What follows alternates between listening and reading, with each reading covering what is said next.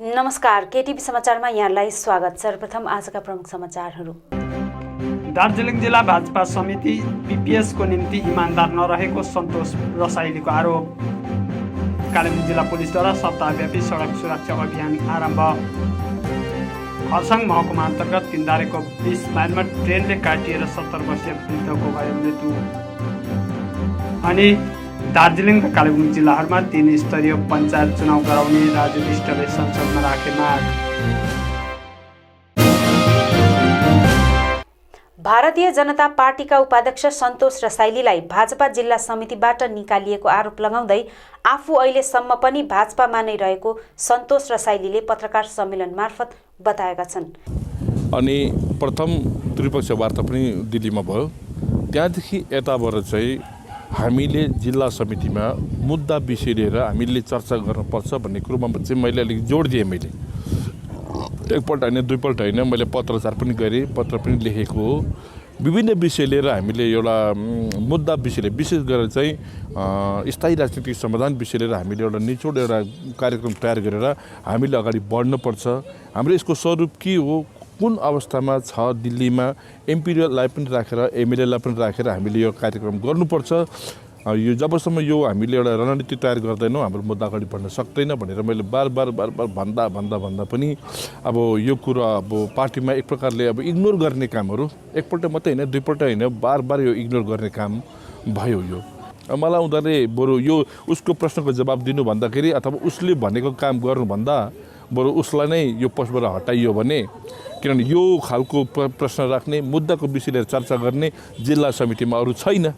नभएपछि त बरु उसलाई नै आउट गऱ्यो भने त नराए बास नबजे बाँसुरी उसलाई हटाइदिनु सन्चो हुन्छ भनेर चाहिँ उहाँले यो कार्यक्रम यो चाहिँ नीति चाहिँ लिएको हो जस्तो मलाई लाग्छ। उनीहरूले चाहिँ 4-5 जना बसेर कसैको निर्देशमा निक्लिने मान्छे होइन म अझै पनि बिजेपीमै छु। बिजेपीमै छु अनि बिजेपीमै बसेर मुद्दाको कुरा गर्छु। किनभने यो बिजेपीलाई मैले 2009देखि मुद्दाको निम्ति मैले भोट दिएर आएको छु। मैले पानी हालेको छु, मल हालेको छु। यिनीहरूले निकाल्दाखेरि म निक्लिने व्यक्ति होइन नि म। यसैबीच 11 जनजातिको मागले छुट्टै राज्यको मागलाई ओझेलमा पार्ने काम दार्जिलिङ भाजपा जिल्ला समितिद्वारा गरिरहेको उनले आरोप लगाएका छन्। पत्रकार सम्मेलन मार्फत उनले आफू अझ पनि भाजपामा नै रहेको र जिल्ला समितिका कतिपय सदस्यहरूको सम्पर्कमा रहेर मुद्दाको निम्ति काम गर्ने बताएका छन्। पीले यो मुद्दाको स्थायी राजनीतिक समाधानको विषय लिएर तपाईँले कुरा उठाउनु भयो। दार्जिलिङमा गोर्खाल्यान्डको कुरा गर्नुहुन्छ एमपी साहबले, चोक बजारमा उभिएर भन्नुभएको हो नि त गोर्खाल्यान्डको कुरा। उहाँले कलकत्तामा गएर म बङ्गाल विभाजनको पक्षमा छुइनँ भन्नुहुन्छ उहाँले। अनि दार्जिलिङमा एउटा कुरा, कलकत्तामा एउटा कुरा छैन। म सेन्सिटिभिटी देख्दिनँ म, किनभने जबसम्म मुद्दा विषय लिएर एमपीले दिल्लीमा भएको डेभलपमेन्ट विषय लिएर जिल्ला समितिलाई रिपोर्ट दिएर त्यो एउटा रणनीति तयार हुँदैन। एमपी बस्नुपर्छ, एमएलए बस्नुपर्छ, पार्टीको कार्यकर्ता बस्नुपर्छ। बिजेपी सिरियस होइन, हाम्रो भाजपा जिल्ला समिति प्लस एमपी, तर केन्द्रको बिजेपी त सिरियस छ र त उनीहरूको सङ्कल्प पत्रमा त्यो कुरा हाले त।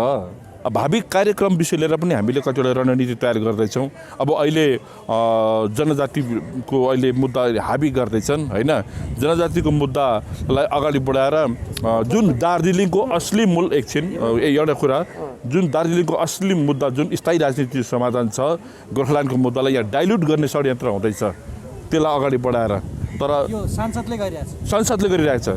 किनभने मूल मुद्दा त यहाँ गोर्खाल्यान्ड हो नि त, जनजाति पनि हुनुपर्छ। तर जनजातिको मुद्दा भन्दा त इम्पोर्टेन्ट त उयो हो नि त, के अरे गोर्खाल्यान्ड हो नि त। गोर्खाल्यान्डको मुद्दालाई यो जनजातिको मुद्दा मतलब उसले पुरा गर्न सक्दैन, साट्नु खोज्दैछ नि त। किनभने गोर्खाल्यान्डको मुद्दा जनजातिको मुद्दा हुनुपर्छ, यो कुरो म मान्छु। तर जनजातिको मुद्दा अलग विषय हो, गोर्खाल्यान्डको मुद्दा अलग विषय हो। गोर्खाल्यान्डको विकल्प चाहिँ जनजाति हुन सक्दैन, मुद्दा हुन सक्दैन। जनजाति अलगै विषय हो। यसको रणनीति तयार हुँदैछ। अब अहिले म यो डिस्क्लोज गर्दिनँ होइन, कामहरू भित्रभित्र हाम्रो हुँदैछ मुद्दाको निम्ति। कालेबुङ जिल्ला पुलिसको आयोजनामा सप्ताहव्यापी सडक सुरक्षा कार्यक्रमको सोमबारदेखि आरम्भ गरिएको छ। कालेबुङ जिल्ला पुलिसको आयोजनामा सप्ताहव्यापी सडक सुरक्षा कार्यक्रमको सोमबारदेखि आरम्भ गरिएको छ। सोमबारको उद्घाटन कार्यक्रममा DSP traffic Vinod Chhetri, TI मिङमा शेर्पा, ट्राफिक ओसी ज्योति कुमार सिंह लगायत अन्यको उपस्थिति रहेको थियो। एमटिओद्वारा सञ्चालित कार्यक्रममा विशेष गरेर ट्राफिक नियम विषय चालकहरू र सर्वसाधारणलाई सचेत गराउन ट्राफिक नियम हाजिरी जवाब प्रतियोगिता सम्पन्न गरिएको थियो। ट्राफिकको कतिपय महत्त्वपूर्ण नियमहरूको पालन गर्नुपर्ने विषय जानकारी साझा गरिएको थियो। सोमबारबाट सुरु गरिएको सडक सुरक्षा सप्ताहमा लगातार दैनिक रूपमा विभिन्न कार्यक्रम तय गरिएको डेस्पिड ट्राफिक विनोद छेत्रीले बताएका छन्। भोलि हाम्रो तपाईँको के अरे अझ एउटा प्रोग्राम छ तपाईँको यहाँ के अरे उयसमा तपाईँको त्यो रिगार्डिङ तपाईँको हेलमेटको बारेमा क्या, त्यो भोलि नै हामी डिस्क्लोज गर्छौँ। पर्सि तपाईँको छ बुधबार चाहिँ हामीहरू यहाँ मेडिकल चेक गर्ने ड्राइभरहरूको, लङ रुट ड्राइभरहरू जो छ नि, बसको ड्राइभरहरू जस्तो सिलगढी जाने, कता मालबजार जाने, सिक्किम जानेहरूको उनीहरूको चाहिँ तपाईँको blood pressure, diabetes, colour vision test, आँखाको टेस्टहरू चाहिँ हामी गराउने। त्यसको नेक्स्ट डे चाहिँ फेरि तपाईँको एक्सिडेन्ट हुँदाखेरि चाहिँ के प्रिकसन लिनुपर्ने हो त्यो त्यसको फेरि नेक्स्ट डे हुन्छ। त्यहाँदेखि लास्ट डेमा चाहिँ तपाईँको एसयुएमआई स्कुलमा चाहिँ हामीहरू स्टुडेन्टहरूलाई लिएर एउटा एवेरनेस क्याम्प गर्ने। त्यहाँ चाहिँ हाम्रो SP madam, additional SP madam, DIG ट्राफिकहरू आउनुहुन्छ। यस प्रकारले हामीले चाहिँ यो के अरे 1 विक प्रोग्राम हामीले सेटल गरेको छौँ। यसमा हामीसँग red cross society, Kalimpong district hospital पनि ले पार्टिसिपेट गर्दैछ। सेफ ड्राइभ सेभ लाइफ भन्ने जुन चाहिँ एउटा प्रोग्राम छ, यो चाहिँ तपाईँको एक्सिडेन्ट जति सक्दो नभएको राम्रो, भए पनि माने क्याजुअलिटी कम्ती होस्, घाइते कम्ती होस्, जति सक्दो एक्सिडेन्ट कम्ती गराउनुको लागि नै हो। खरसाङ महकुमा अन्तर्गत 3 धारेको 20 माइलमा ट्रेनले काटिएर एकजनाको निधन भएको छ। दार्जिलिङदेखि एनजेपी गइरहेको ट्रेनको चपेटमा परेर दिउँसो लगभग 1:30 तिर 3 धारे आइपुग्ने बेलामा 20 माइलमा एकजना वृद्धले ज्यान गुमाएका छन्। 3 धारे पुलिस आउटपोस्टको ओसी एएसआई जीवन राईले जानकारी दिएअनुसार दिउँसो दार्जिलिङबाट एनजेपी तर्फ गइरहेको ट्रेनको चपेटमा परेर 3 धारे चियाबारीको कोल्टे निवासी 70 वर्षीय खडक बहादुर तामाङको घटनास्थलमै निधन भएको बताइएको छ। ओसी जीवन राईले मृत शरीरलाई उत्तर बङ्गाल मेडिकल कलेजमा पोस्टमार्टम गरेर परिवारलाई सुम्पिने पनि बताएका छन्। सोमबार संसदमा नियम 377 अन्तर्गत बोल्दै दार्जिलिङका लोकसभा सांसद राजु विष्टले दार्जिलिङ र कालेबुङ जिल्लाहरूमा 3 स्तरीय पञ्चायत चुनाव गराउने माग राखेका छन्। सर, दार्जिलिंग और कालिम्पोंग के पहाड़ी क्षेत्र में 2006 से कोई पंचायत के चुनाव नहीं हुए और 16 साल से क्षेत्र में कोई भी ज़मीनी स्तर की शासन प्रणाली से जनता वंचित रही है। इसके कारण हमारे क्षेत्र में बड़े पैमाने पर विकास कार्य नहीं हुए। केंद्र सरकार की बहुत सारी योजनाएं लोगों तक नहीं पहुंच पाती। हमारे लोग बुनियादी सड़क, पेयजल, स्कूल, स्वास्थ्य सुविधाओं और सभी सरकारी योजनाओं से वंचित है।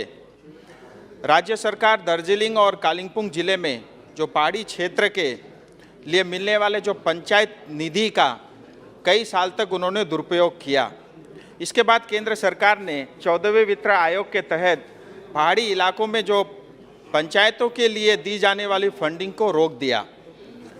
उसके बाद जाकर के पश्चिम बंगाल सरकार ने क्षेत्र में पंचायत चुनाव कराने की घोषणा तो की, लेकिन फिर ये पंचायत चुनाव जो है 2 स्तरीय ही कराने की घोषणा की है और 2 स्तरीय पंचायत प्रणाली असंवैधानिक है और इसके माध्यम से एक बार फिर हमारे क्षेत्र के लोगों के साथ भेदभाव और उनके साथ साजिश हो रही है। इसलिए मैं जन भावनाओं का सम्मान करते हुए मैं आदरणीय ग्रामीण विकास मंत्रालय के मंत्री जी से निवेदन करता हूं कि दार्जिलिंग और कालिम्पोंग जिले में 3 टायर पंचायत चुनाव ही करें, ऐसा मेरा अनुरोध है। बहुत बहुत धन्यवाद। यसरी नै उनले यो क्षेत्रको ऐतिहासिक घटनाक्रमबारे पनि जानकारी गराउँदै गोर्खाहरूको राष्ट्रिय चिनारीको निम्ति स्थानीय राजनैतिक समाधान गर्नुपर्ने लोकसभामा माग उठान गरेका छन्। धन्यवाद सर। बड़ा इम्पोर्टेंट विषय आपके समक्ष रखना चाह रहा हूं सर। मैं इस समय दार्जिलिंग तराई और डुवर्स की बात करना चाह रहा हूं। सर, आज़ादी के बाद जो है हमारे क्षेत्र के लोगों के साथ हमेशा अन्याय और अत्याचार होता रहा।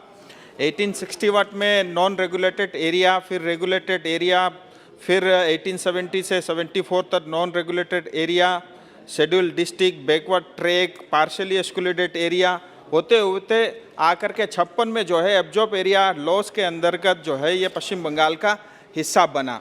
तब से जो है अत्याचार, अन्याय और भेदभाव होता रहा है। क्षेत्र में लोकतंत्र गायब है। 16 साल से पंचायत के चुनाव नहीं हुए। भारत के संविधान ने जो 243M के अंतर्गत जो है हिल काउंसिल को मान्यता दी, हिल काउंसिल के बजाय जो है वहाँ पे GTA का शासन चल रहा है। घुसपैठी भारी मात्रा में आ चुके हैं। हम लोग, हमारे अपने लोग अल्पसंख्यक हो रहे हैं, हमारा अधिकार कोई और ले जा रहा है। और जब भी हम अधिकार की बात करते हैं हमें पीटा जाता है, हमारे लोग शहीद होते हैं। मैं भारत सरकार से निवेदन करता हूं सर, बहुत ही इंपॉर्टेंट है सर, कि स्थायी राजनीतिक समाधान हो, लोगों की भावनाओं के अंतर्गत हो और भारत के संविधान से हो, और जो गोरखा है उनका आइडेंटिटी क्राइसिस समाप्त हो, राष्ट्रीय हित में हो और राष्ट्रीय सुरक्षा के हित में हो। अंत में सर, TMC ने अभी हाल ही में असेंबली में जो है एक रिजोल्यूशन लेकर के आया है कि अलग राज्य नहीं बनना चाहिए। मुझे लगता है ये सर अधिकार जो है भारत सरकार का है और आर्टिकल 2 और 3 हमारे लोगों को अपनी बात रखने का स्वतंत्र जो है ये अधिकार देता है। और TMC संविधान से बड़ा नहीं हो सकता, ममता बनर्जी TMC से बड़ी नहीं हो सकती। मैं इसका घोर विरोध करता हूं। समय को बढ़ाते हैं, फिर प्राइवेट मेंबर बिजनेस लेंगे। नदी र खोलामा घाटहरू नखोलिएको विरोधमा ट्रकहरू सोमबारदेखि की डाउनमा गएको छ। दार्जिलिङ जिल्ला ट्रक मालिक एसोसिएसनका सभापति मन्ना त्रिखत्रीले विगत 1 महिनादेखि खोलाको घाट बन्द रहेको र यस विषयमा GTA चिफ र दार्जिलिङ जिल्ला शासकलाई पनि ज्ञापन दिएको तर अहिलेसम्म घाटहरू नखोलिएको बताएका छन्।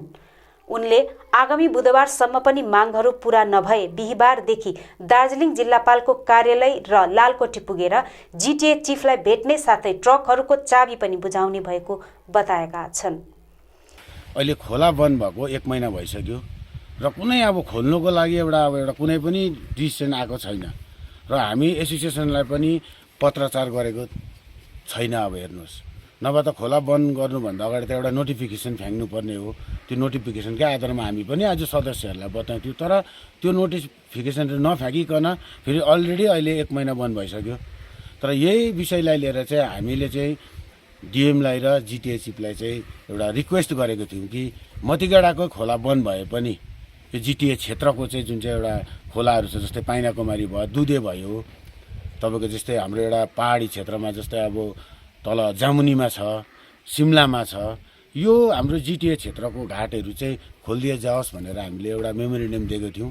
13 तारिकभित्रमा हाम्रो समस्याको समाधान भएन भने चाहिँ हामीले एउटा की डाउन गर्ने एउटा घोषणा पनि गरेको थियौँ र 16वटै शाखाको प्रतिनिधिलाई लिएर चाहिँ हिजो हाम्रो एउटा गिद्धे हेड अफिसमा एउटा सभा बसेको थियौँ र त्यो सभामा चाहिँ हामीले उहाँहरूलाई पनि सोद्धाखेरि चाहिँ सबैको नै एउटै निर्णय आयो कि हामी गाडी चलाउने अवस्थामै छैनौँ र जब बलुवागिटी खोलिदिन्छ त्यस पश्चात हामी गाडी चलाउँछौँ भन्ने सबैको एउटा निर्णयले लिएर चाहिँ हामीले यो निर्णयलाई चाहिँ मानिलिएर चाहिँ आज केन्द्रीय समितिले चाहिँ बिहिबारको दिन चाहिँ हामी यो सबै चाबी लिएर चाहिँ हामी सम्पूर्ण जति पनि हामी 1200-1300 जना छौँ, हामी गाडी चालक मालिक लाएर हामी सम्पूर्ण गएर चाहिँ हामी डिएम अफिस र लालकोठीमा गएर चाहिँ हामी आवाज उठाउनेछौँ। यसको जिल्ला कानुनी सेवा प्राधिकरण अनि बाल सुरक्षा अभियान ट्रस्टको आयोजनामा मङ्पो हाई स्कुलमा राष्ट्रिय महिला दिवससँगै सचेतना कार्यक्रम सम्पन्न गरिएको छ। कार्यक्रममा जिल्ला कानुनी सेवा प्राधिकरण सचिव तथा एसिस्टेन्ट सेसन जज विशाल मङ्गराती साथै बाल सुरक्षा अभियान ट्रस्टकी मन्जु राई स्रोत व्यक्तिका रूपमा उपस्थित रहेका थिए। विशेष गरेर महिला अधिकार, विवाह नियम लगायत अन्य कानुनी जानकारी साझा गरिएको थियो। हवस् त दर्शकवृन्द, यो थियो अहिलेको समाचार। भोलि अन्य समाचारको साथ उपस्थित हुनेछौँ। तबसम्मको निम्ति मलाई समाचारबाट बिदा दिनुहोस्। नमस्कार।